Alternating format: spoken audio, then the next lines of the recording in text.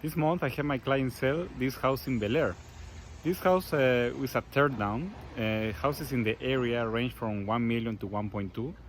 So it's a one-story house built in the 60s. In Bellaire, you buy lot value, right? At this price point, usually you tear down the house and you build $1 million house. So let me quickly show you around. So one-story house. The house was flattened in Harvey. And it's the lot.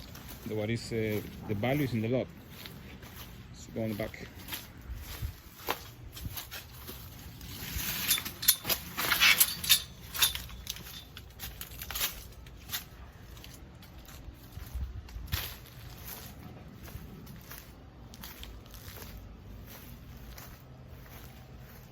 And let me show you the houses in the street.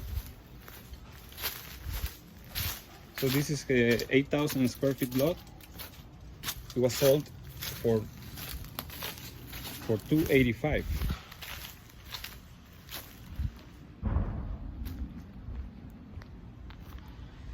So usually the houses in this area are 3,000 square feet and they range from 1 million to 1.2. So if you have a house like this in Bellaire and you're looking to sell, please give me a call. I can help you get it sold for the highest price possible with the least amount of stress on you. Bye.